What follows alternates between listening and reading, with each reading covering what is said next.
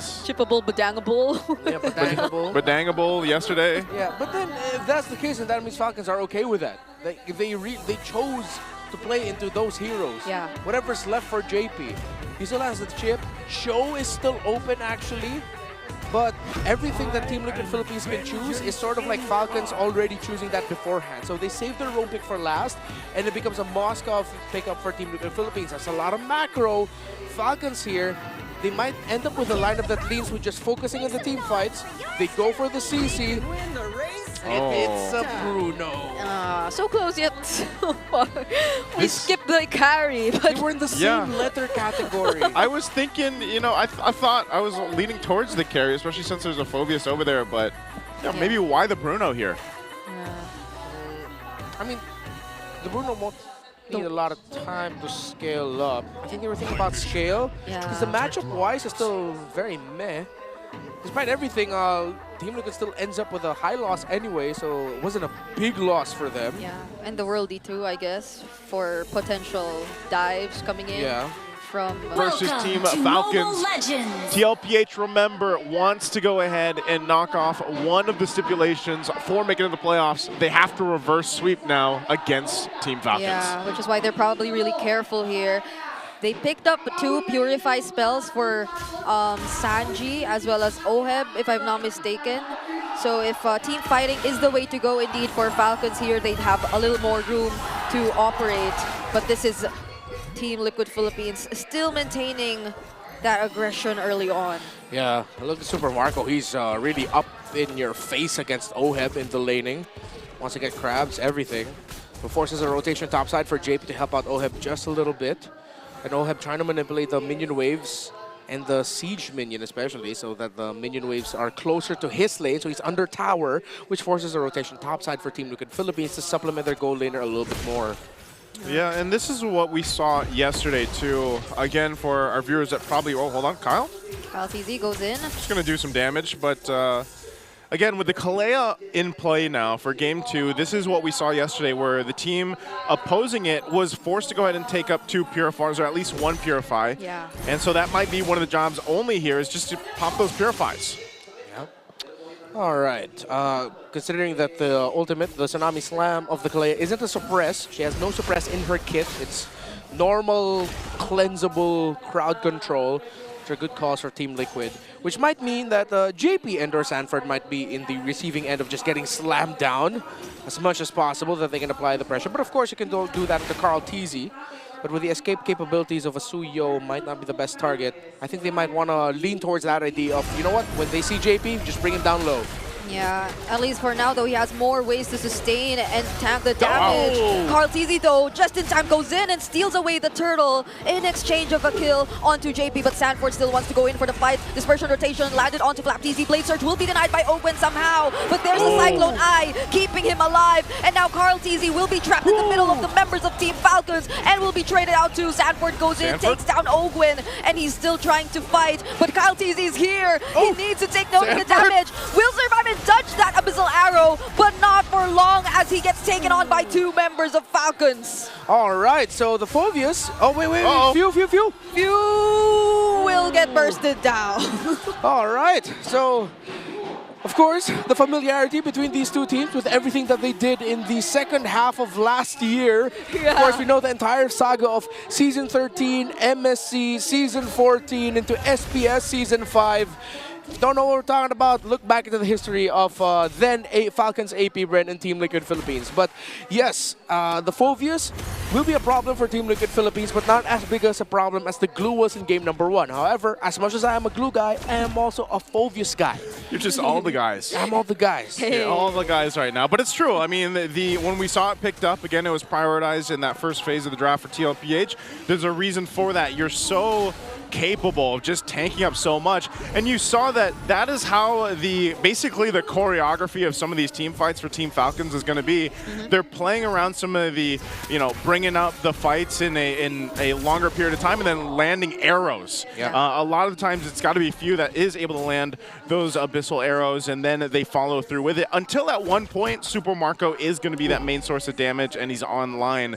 but also think about the interactions with having a Joy and a Selena. Yeah. If they can also just kind of whittle down some of the magic defense that eventually TLPH will have, it'll help this lineup that they have. Oh, phew.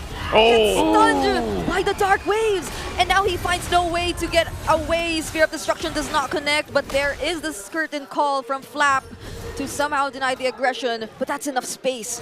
And this is probably one of the biggest differences. Team Liquid Philippines have more ways to zone right now. Yeah, tremendous play by the Sansan duo. Sanford committing the issue there. I thought he used the flicker for the Dark Wave, but no, it was just straight up Dark Waving. Yeah. Plus the duality interaction for the Low Yi.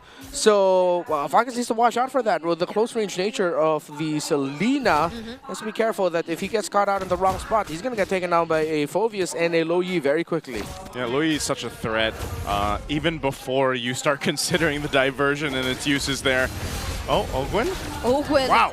Forced to flicker out because he gets stunned consecutively here. Law and Order alongside the Spear of Misery. So there are a lot of layers too that Team Liquid Philippines could actually do once they get an isolated target from Falcons.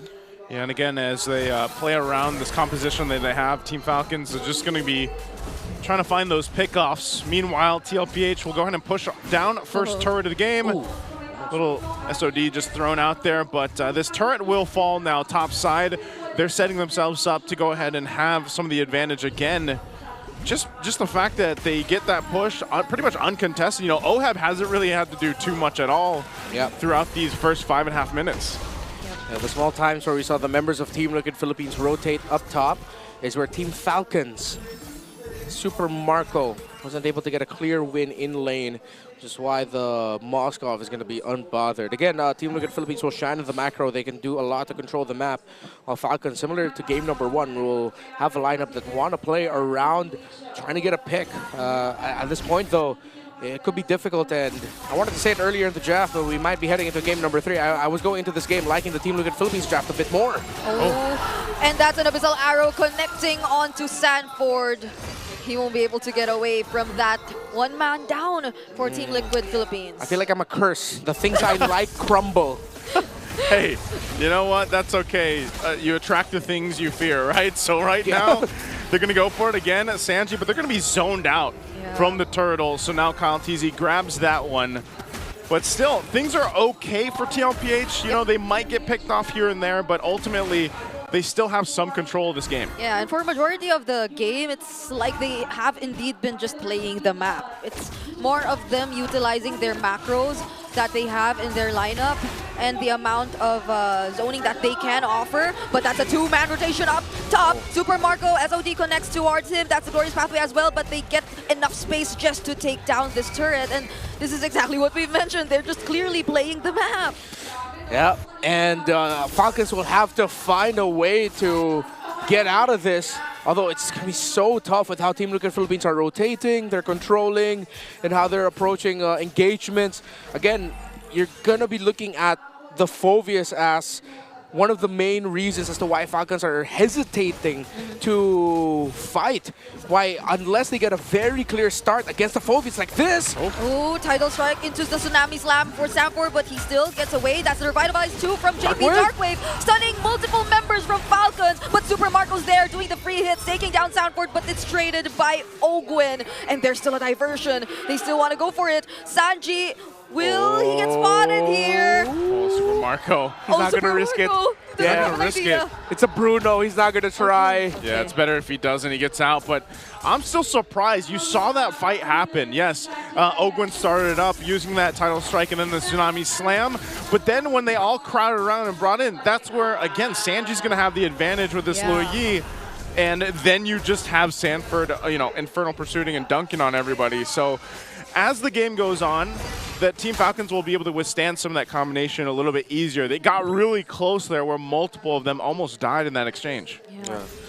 Okay, the next team fight for Team Liquid Philippines might not be so clear-cut unless... Oh, they whittle him down low, but they're not going to be able to take down JP. Oh, that's another... Oh, another arrow. Okay. Too far, though. Yeah. Okay, so...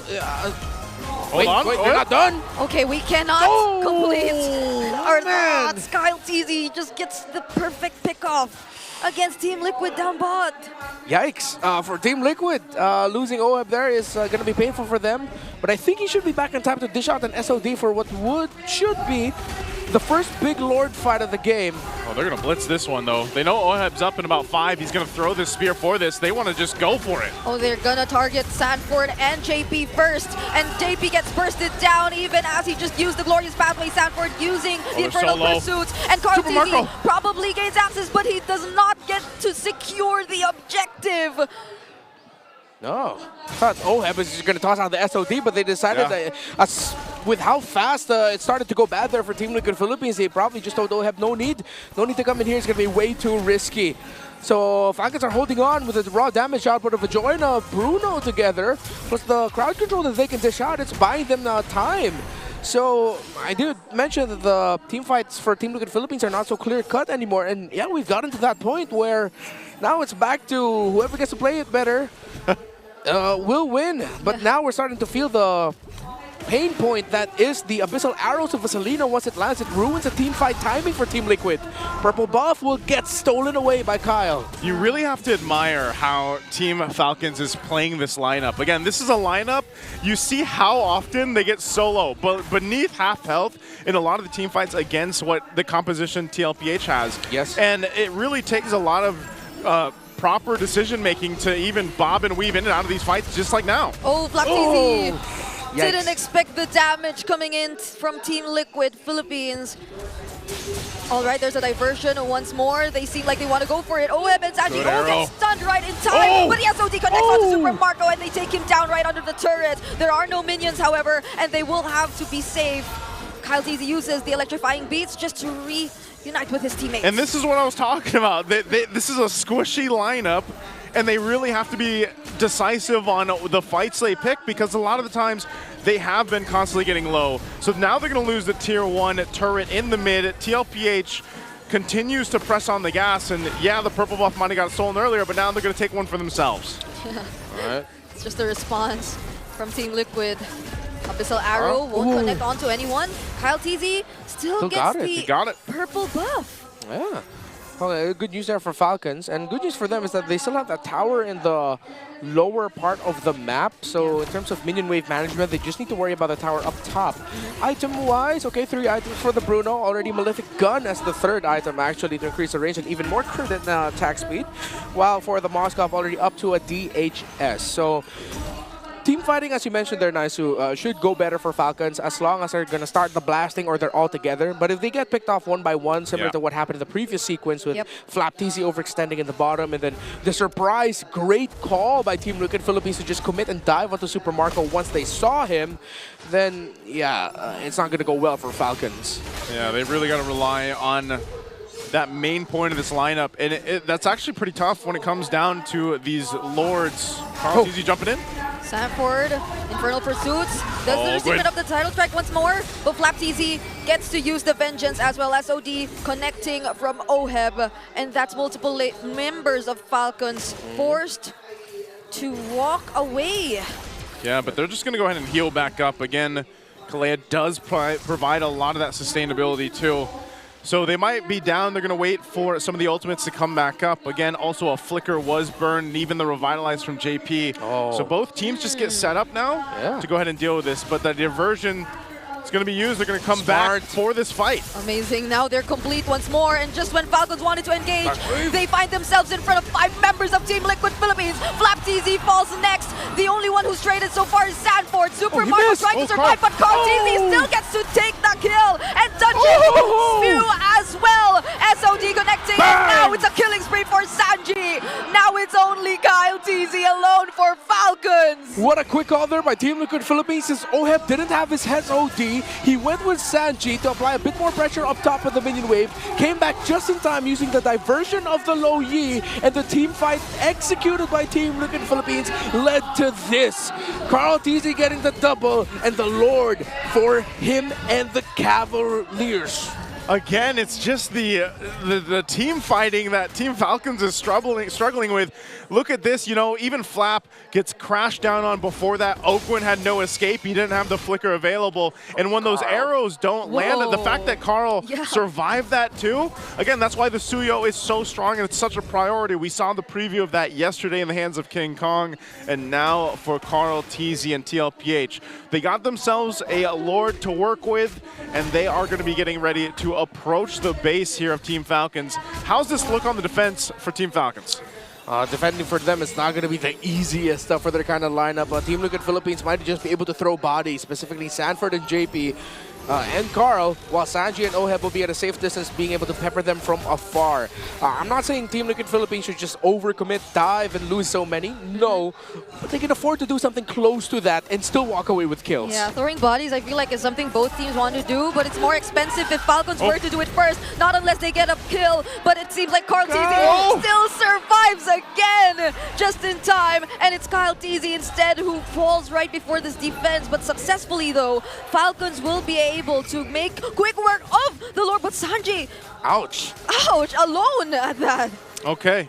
But Sanji's 2v1ing the Bruno. Sanji? He didn't want to do that earlier, but now he's doing it against two. Enough time for Carl TZ to catch up though, but that defense from Flap TZ making sure he goes down. And there's the knockups too coming from Ogwen. They decide to fight right under the base, but Ogwen gets taken out alongside Kyle. Oh, they're gonna go for another turret. It goes in. Flicker Dark Wave coming in from Sanford, and they just want to put an end to this game. Flap TZ trying to clear the waves, so will Few attempt to do so. Super Marco buying time, but there's Carl TZ and JP making sure he does not almost goes for the outplay and distracts Team Liquid Philippines. Kyle, is he going to be able to chase down JP? I can't believe Carl's alive again. And JP escapes as well. Oh, there are minions walking up top. To do something like that takes massive balls of damage. And that's exactly what the Bruno had. Ooh, those are on fire, man. Oh, and it just showcases what the Suyo can do. Call it strong, call it OP, but my God. You know, it's just time and time again, but Team Falcons, amidst it all, you know, they're able to actually go and fight back in moments like that. Yeah. That was a bold move from Sanji, though, I must say. Yeah, Sanji starting all of that by saying, look, I can handle 2v1. That's a low Yi. Oh, oops, I have a Winter Crown. He gets taken out first, but they got to trade things out. But even Flap TZ being the one there to, I thought he would fall down early, but no, he was able to escape that sequence with the dive by Team Liquid Philippines.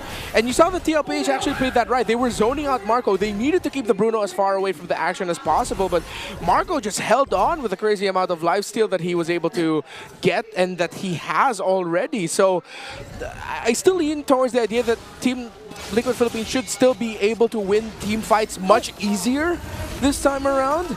But Falcons need to force something, because defending this without towers, this next Lord is going to be so tough. Yeah. It is. We're going to see how they deal with this. Oheb took that one arrow, took him to half health. Right now, again, positioning is going to be very important. Carl TZ will keep this Lord pulled out. It will go for a reset. They got to deal with the waves in the mid and the top for Team Falcons. Yeah. They know that. They have the information. And right now, tlph, they can still make a mistake despite them having all the base turrets down, despite them having this Luo Yi and being a little bit of ahead. They have to respect what this lineup from Team Falcons can do, especially around the Abyssal Arrows. Wait, no more curtain call for the CC. This is actually big for Team Liquid Philippines. They still have all their ultimates while the CC lost hers. Oh, yeah. Minion waves don't look good as well in the bottom for Falcons. Diversion to the bottom. Oh, there you go. There's one ultimate.